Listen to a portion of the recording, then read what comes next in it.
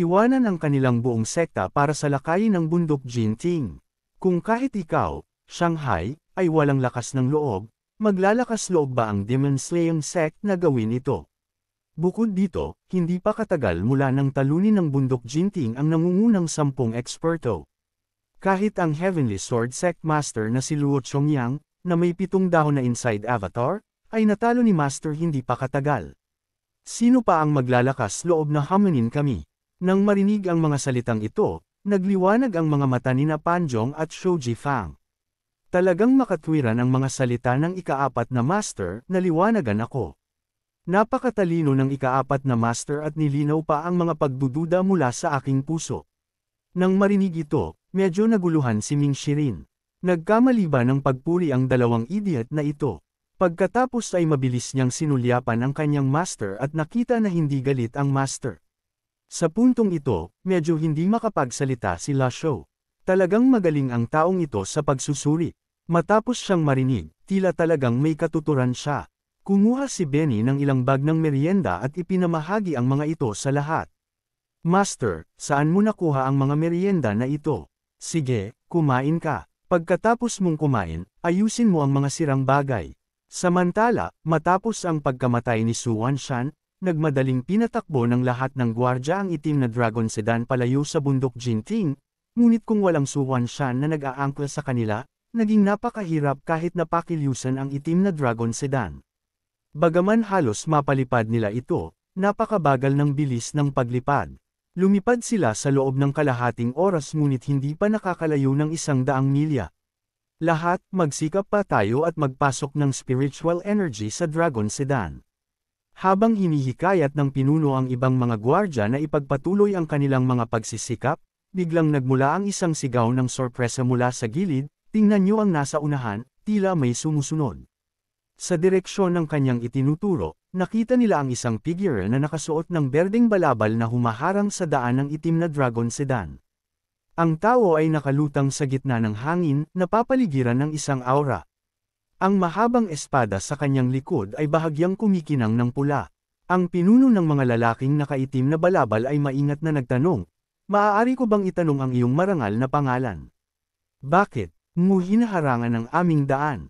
Pagkabigkas niya, isang kakaibang ngiti ang lumitaw sa sulok ng bibig ng lalaki na nakasuot ng berdeng balabal. Mahina niyang sinabi, "Paumanhin." Nang marinig ito, yumuko ang lalaking nakaitim na balabal at winagiway ang kanyang kamay. Kung ito ay isang hindi pagkakaunawaan, walang masama. Mangyaring tumabi. Pagkatapos marinig ito, patuloy na pinag-krus ng lalaki na nakasuot ng berdeng balabal ang kanyang mga braso at tahimik na nakatayo sa lugar. Pagkatapos, nagsimulang umikot ang isang bugzo ng gangchi sa kanyang katawan.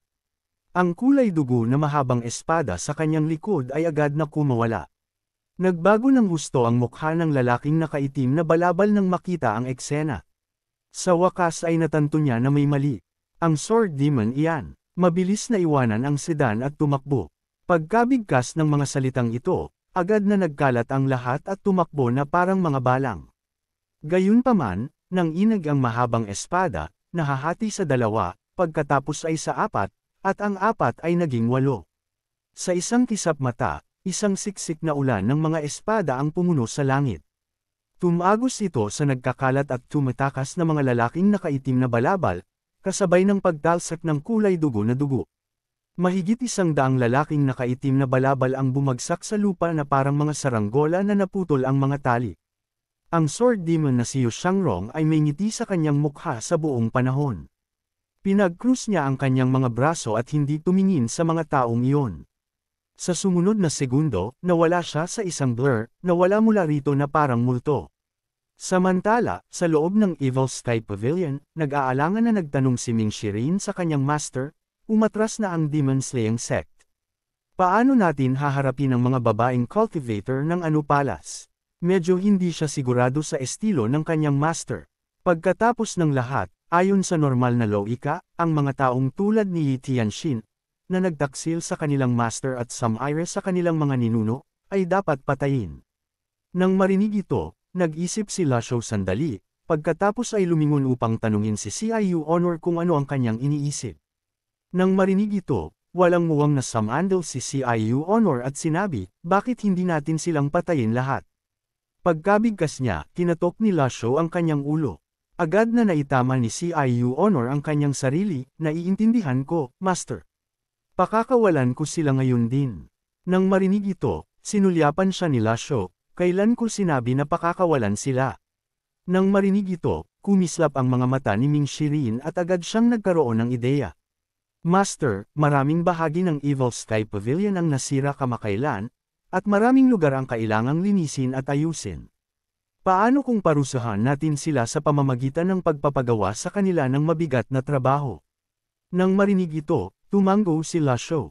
Magandang ideya nga iyan. Matapos nilang ayusin ang Evil Sky Pavilion, ikulong sila sa Cave of Reflection upang maparusahan kasama si Tianxin. Susundin ko ang mga utos ni Master, sabi ni Ming Shirin. Pagkatapos ay tinipon niya ang kanyang lakas ng loob upang tanungin ang kanyang Master, Master, ngayon na naparusahan na ang buong Palace at inalis na ang cultivation ni Tianxin, kung may mananatili sa Cave of Reflection na may nakakatakot na lamig, malamang na mamamatay sila. Dapat ba tayong, bago pa siya matapos magsalita, pinutol siya ni Lasho, nakikisimpatya ka ba sa kanya? Naguluhan si Ming Shirin at mabilis na sumagot, hindi maglalakas loob ang disipulong ito. Dapat parusahan si Tianxin sa kanyang pagtataksil, ito ang nararapat sa kanya. Hindi na siya naglakas loob na magmakaawa pa at tumalikod para umalis. Matapos umalis sa Evil Sky Pavilion, sa wakas ay nakahinga siya ng maluwag. Sa kabutihang palad, sa pagsubok at pagkakamali ni Junior Sister, ang init ng ulo ng matandang iyon ni Master ay hindi madaling maunawaan. Sa pag-iisip sa kapalaran ni Su Wanshan, nakaramdam siya ng ginaw at nagpasyang maging mababa ang profile sa hinaharap. Nang makita siyang umalis ni Duan Muxiang, yumuko rin siya at aakmang atres. Sandali, sa oras na ito, pinigilan siya ni Lasho. Pagkatapos ay maingat niyang pinagmasdan ang tanikala sa kanyang kamay. Ito nga ang Thousand-Year Forge of Cold Steel, isang ordinaryong armas na mahirap sirain. Kung gustong kumawala sa mga tanikala, kakailanganin ng isang heavenly grade na armas. Ngunit sa ngayon, wala akong heavenly grade na armas. Ang mayroon lang ako ay 2 deadly attack card na natitira. Ang tanong ay, magagamit ba ang mga card sa mga tanikala? Hindi ba nila sisirain si Duan Muxiang kasama nito?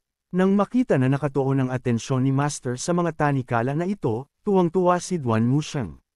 Master, kumilos ka. Ang mga tanikala na ito ay kalaw-angin na bakal, walang pinagkaiba sa basurang papel. Tumakbo rin si CIU Honor para suriin ang mga tanikala, at nang makita ang mga salitang Heavenly Sword Sect na nakaukit sa mga ito, agad niyang tinitigan si Zhou Qifeng ng may galit. Nang mapagtanto ni Zhou Qifeng na nasa problema siya, lumuhad siya at nagmadaling nagpaliwanag, wala akong kinalaman dyan. Walang pakialam si Duan Muxiang at ipinahayag ang kanyang pananabik, kasama si Master dito, kahit na daan-daan kayo, mawawala kayong lahat sa isang atake lang. Hindi pa siya tapos magsalita nang marinig niya ang boses ni Lasho, Ginoong Siyo, tulungan mo akong bumalik. Nang makita ito, medyo nagulat si Duan Muxiang. May nasabi ba akong mali? Nahihiyang humakbang si Zhou Qifeng, Ginoong Third, hindi ko talaga kayang kalasin ang mga tanikala na iyon. Sumingit din si Panjong, ako rin. Umalis kayo, nang marinig ito, agad na nagalit si Duan Muxiang. Naiintindihan ko. Tumango ang dalawa at mabilis na umalis ng may kahihiyan. Kinamot ni Duan Muxiang ang kanyang ulo at nagsimulang mag-isip, siguro ang mga tanikala ang lumaban sa mga atake ni Su Wanshan, kaya sinadya itong kunin ni Master. O kaya, maganda ba sa cultivation ang pagsusuot ng mga tanikala na ito? Ang mga intensyon ni Master ay maaaring mukhang hanggal, ngunit mas mabuting huwag mag-isip. Dahil ganito ang kaso, hindi ako dapat magmadali. Isusuot ko na lang ang mga ito. Samantala, sa Demon Slaying Sect, ilang lalaking nakaitim na balabal ang nagmadaling pumasok sa Demon Slaying Palace.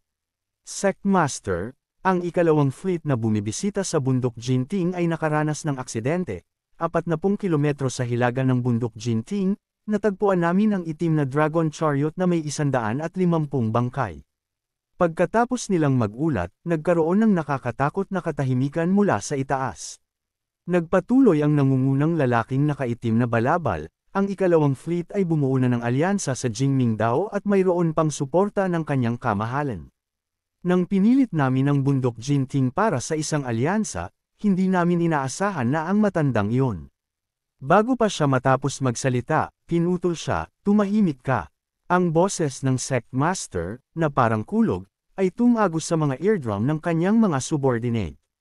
Ipaalam kay Jing Tiandao na tumulong. Hindi ako magagalit dahil dito, ni isa sa puso ko ito. Ang Demon Slaying Sect at si Jing Tiandao ay palaging magkatulad. Gayunpaman, umaasa ako na si Jing Tiandao ay magpapakita rin ng ilang katapatan. Pinigilan ng mga lalaking nakaitim na balabal ang kanilang takot at yumuko, oo, oo. May isa pang bagay na iuulat ang subordinate na ito. Kahapon, dalawang eksperto ni Jing Tiandao ang nakipaglaban kay Su Huanshan at nagtamo ng malubhang pinsala. Natatakot ako na hindi sila makikipagpulong sa sect master. Umalis kayo. Nang marinig ito, pinigilan ng malabong figure sa itaas ang kanyang galit at umungal. Ang sound waves ay nagdulot ng pagdaloy ng dugo ng mga lalaking nakaitim na balabal ng hindi mapigilan. Kapag nakamit ko na ang kapangyarihan, dudurugin ko ang matandang iyon sa abo. Sa sandaling ito, tila may naramdaman si Lasho at bumahing ng ilang beses. Kasalukuyan siyang may 2690 merit points na natitira. Matapos maubos ang reversal card, mayroon siyang isa mula sa lottery draw. Nakakuha siya ng karagdagang 300 araw ng buhay. Ngayon ay pinigilan niya ang pagnanais na mag-draw mula sa lottery. Ang cultivation ang mga batayan. Iniisip kong i-convert ang hindi nagamit na merit points para bilhin ang avatar. Tungkol sa pagkuha ng merit points, ang misyon ang pangunahing bahagi. Ang mga disipulong ito ang mga pangunahing puwersa para tapusin ang gawain. Sa pag-iisip sa kanyang ika-6 na disipulo, medyo nalungkot si Lasho.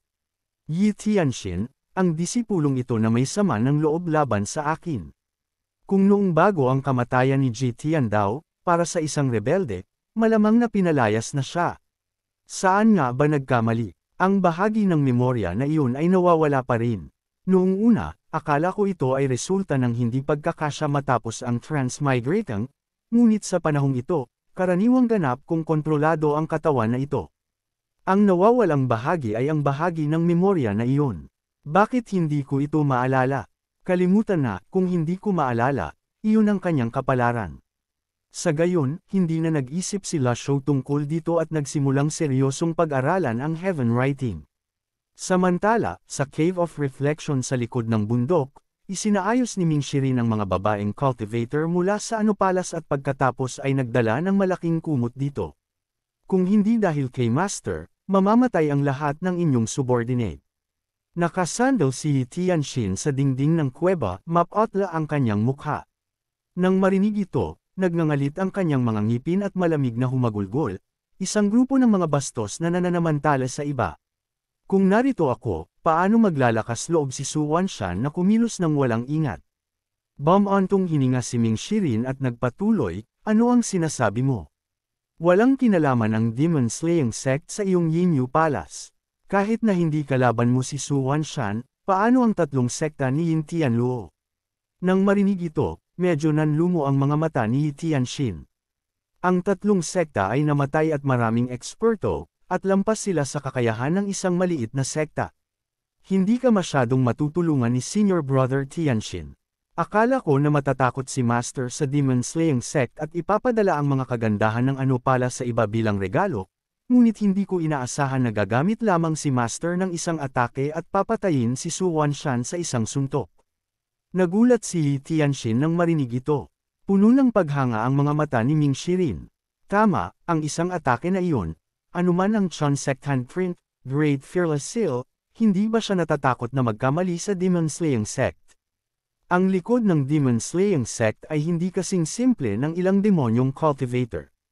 Iyan ang akala ko. Nakababata kang kapatid na si Tianxin, napakabata mo pa, ano ang ibig mong sabihin? Naguguluhang tanong ni Tianxin. Mayabang na sumagot si Ming Shirin, kontrolado ng matandang iyon ang lahat ng ito. Pagkatapos niyang magsalita, biglang nagsimulang umubo ng malakas si Tianxin. Wala akong pakialam sa sinasabi mo, maaalala ko ang iyong simpatiya. Nang makita ito, tinakpan siya ni Ming Shirin ng sarili niyang kumot at nagpadala ng kaunting enerhiya sa kanya, na medyo nakapagpagaan kay Yi Tianxin.